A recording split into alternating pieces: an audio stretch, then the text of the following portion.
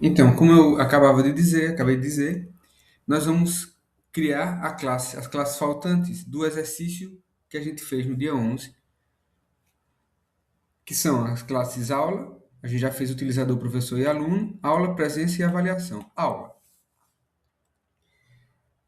A aula possui isso tudo aqui. Então, vamos aqui na nossa aplicação, na página de Models, tá aqui, botão direito do rato, Add Class. E vamos escrever o nome dessa class de... eu vou colocar o nome dessa class, My Class, para a gente não confundir com o class aqui, certo? Então, vamos colocar aqui My Class, porque a gente está falando sobre classes e classes aulas em C Sharp, e isso pode causar alguma confusão, e vai causar, né? Normal. Então, o que é que a nossa classe tem? Vamos pegar aqui as informações: título, data, duração e estado. Ctrl C. E aqui a gente vai colocar isso aqui, ó. Vou comentar e coloco aqui porque é mais fácil, a gente sabe o que é que tem que colocar. Antes de mais, o que é que a nossa classe precisa? De um identificador, certo?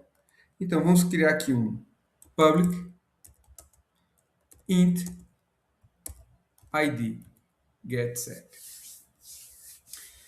Eu tinha ficado de falar para vocês sobre sobre a autoimplementação de propriedades, né? No caso, o encapsulamento automático, que é o que C Sharp faz. O getSet, eles funcionam dessa forma, que eu vou mostrar para vocês.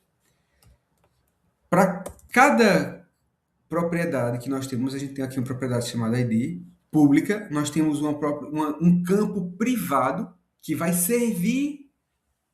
Na verdade, o público é que serve o privado, nesse caso aqui. Então, por exemplo, para cada classe propriedade pública, eu vou ter um campo privado. Por exemplo, private é uma outra coisa. C Sharp, por padrão, se eu não denotar o nível de acessibilidade, se eu não especificar o nível de acessibilidade de uma coisa, ela por defeito é private, ou seja, não é pública.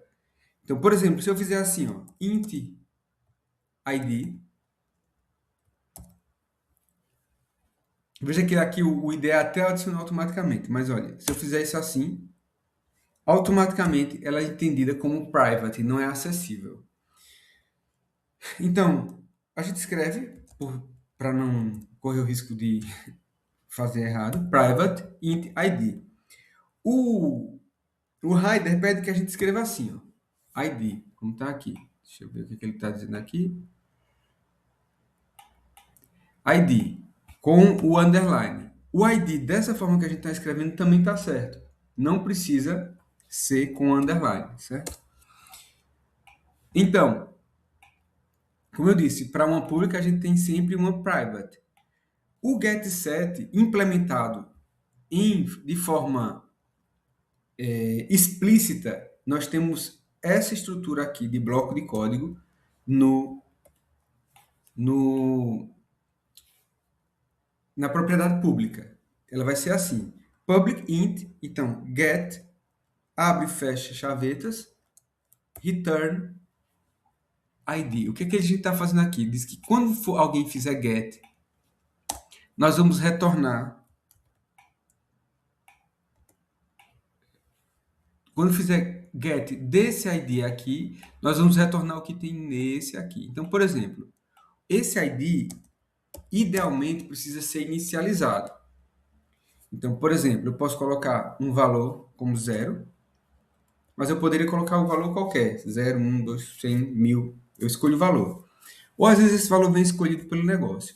Isso quer dizer o seguinte, que quando eu chamar essa propriedade aqui,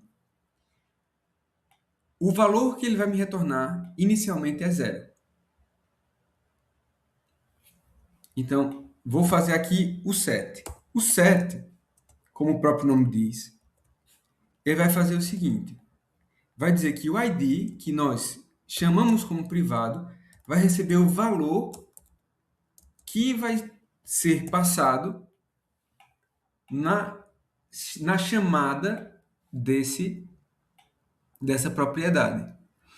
Então, o que isso quer dizer? Quando eu faço get, ele me passa aquela informação, que é 0. Quando eu faço set, eu vou passar a informação. Então, por exemplo, aqui, já tem a classe criada, né? Se eu vou criar aqui uma classe, que é a private, my class. E vou escrever aqui, ó, get set igual a new. Fiz o instanciamento dessa classe. Se eu vier aqui e fizer assim, ó, myClass,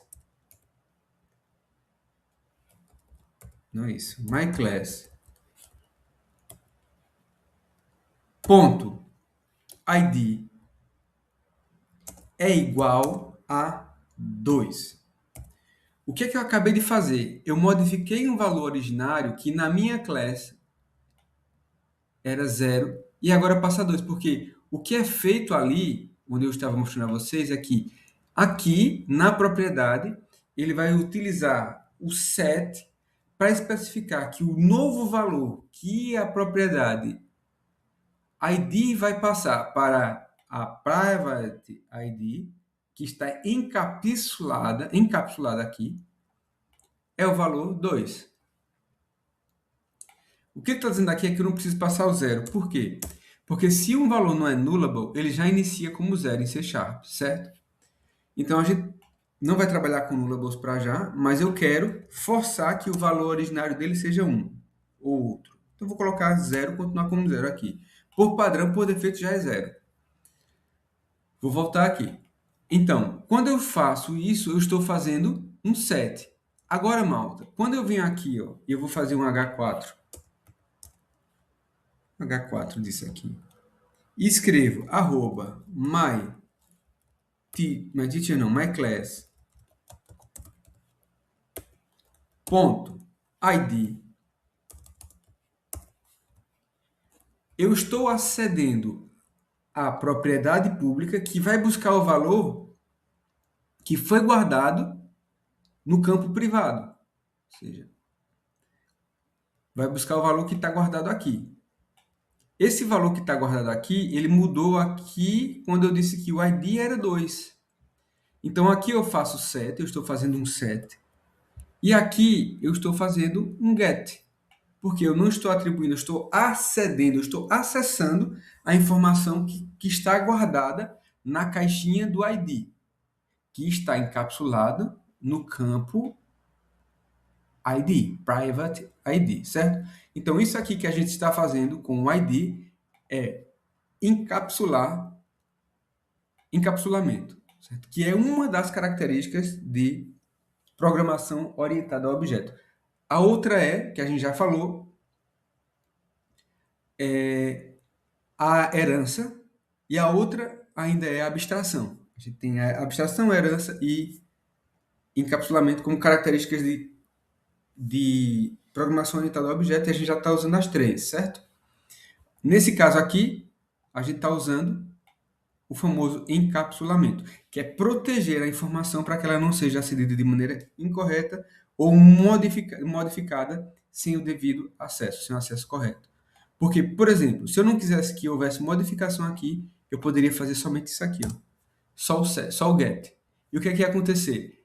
Vejam lá que aqui já está reclamando. A gente não ia conseguir fazer isso aqui, ó.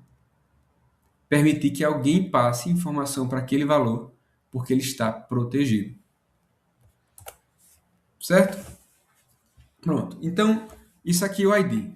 Agora eu vou passar a fazer mais coisas, que é o título. Então, public string title. Por que string, malta? Alguém sabe dizer?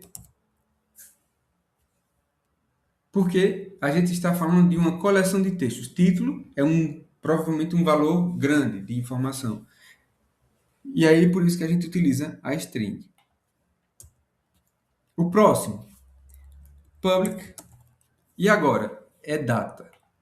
O que é que a gente deve colocar aqui em data? A gente já viu, Date time. depende. É boa a intervenção, mas depende.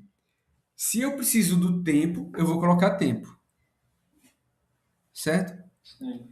Se eu preciso da hora, eu vou colocar date time, ou do minuto, ou do segundo.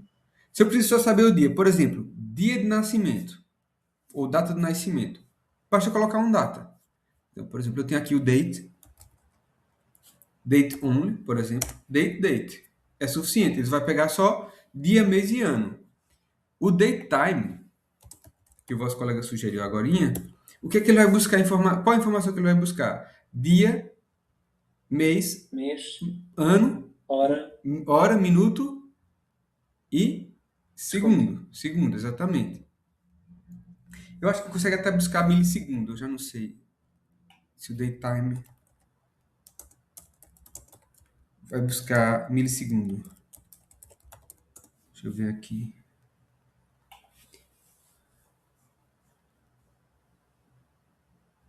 Parece que vai. Tá dizendo aqui que pega também milissegundo. Pega sim. Isso aqui, ó. Ele converte um valor como esse. Aqui, ó. Aqui o final é milissegundo. Certo? Por padrão, a gente vai até o segundo, mas pode ir no milissegundo. Pronto. Então, date é a data que a gente vai pegar para a informação que a gente vai pegar da aula. Por que a hora? Porque geralmente a aula começa no horário, né? Por isso que é importante a gente pegar o date time para saber qual é a hora que a aula começa. Duração. O que é que vocês sugerem como duração? Int, long, O int. decimal, int. Porque a gente pode adicionar segundos, né? Segundos, minutos. Eu posso escolher horas. Então, int é um bom valor. Então, vou colocar aqui duration, tá ali, duration. E o duration, ele pode ser, posso atribuir a data, minutos, horas e segundos. Isso é uma das formas que a gente consegue trabalhar em C Sharp. Ou seja, eu posso vir aqui, eu vou ver, vamos pegar um exemplo aqui, ó, no home. Então, eu vou pegar aqui, por exemplo, aqui, ó, my class.date.add days, dias, horas, minutos ou segundos, tá a ver? Então, por exemplo, se eu quiser adicionar aos dias, eu posso vir aqui em my class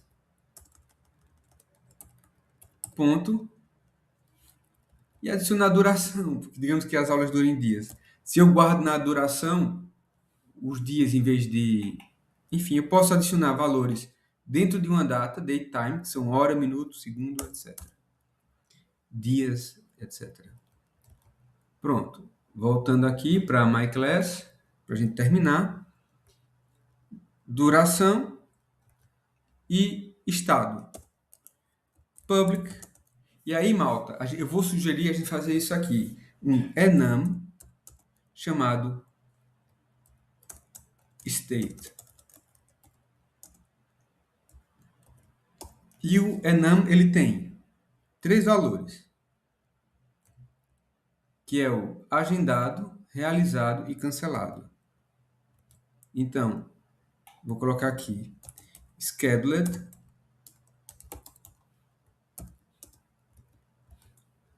agendado, vou colocar aqui done, e a outra é canceled. Vejam lá, isso aqui é uma forma que nós temos na linguagem de conferir valores numéricos a partir de texto. Isso por padrão vai ser 0, 1, 2. Eu vou parar se fosse usar assim, ó. Por exemplo, public state, que é esse state que a gente está usando aqui embaixo, mais state. A gente está usando o enum dessa classe, certo? Isso resolveria. O mais adequado é que se, por exemplo, isso aqui, a gente tem uma coisa que seria a possibilidade de utilizar isso mais vezes ao longo do código. Se isso ficar restrito a essa classe, eu não posso usar. Então, digamos que eu tenho outras coisas que precisem usar esses três estados aqui, certo? Se não tiver fora da classe, eu não posso usar. Para usar, eu teria que chamar a classe mais o estado dela. Então, uma correção para funcionar, certo? É essa aqui. Isso não está mal. Ou seja, eu estou usando um enum que ele está dentro de uma classe. Tanto que se eu vier aqui agora e mostrar para vocês, por exemplo, eu posso fazer o que eu estava querendo fazer antes, que é myClass, ponto, myClass, ponto, myState. Eu poderia, vou mudar o nome lá, em vez de ser myState, vai ser stateClass, ou classState, stateClass, stateClass, certo? Então, isso aqui é stateClass. E aí eu posso colocar, agora sim eu posso colocar, por exemplo, os tipos de estado que estão lá. 0, e ela vai guardar esse valor desse estado. E na leitura, eu poderia fazer exatamente, muito parecido com o que está aqui, que seria state class. E aí ele ia mostrar o scheduled, que é o valor 0. Mas se eu posso mostrar outra coisa, que é o valor da string. Seria, por exemplo, toString, ele vai mostrar o valor do nome scheduled, em vez do valor que é passado no scheduled, certo? Eu vou acrescentar isso no vídeo, eu vou fazer lá um adendo, e aí eu vou publicar, tá? Porque eu percebi que eu tinha feito uma coisa mal, ok?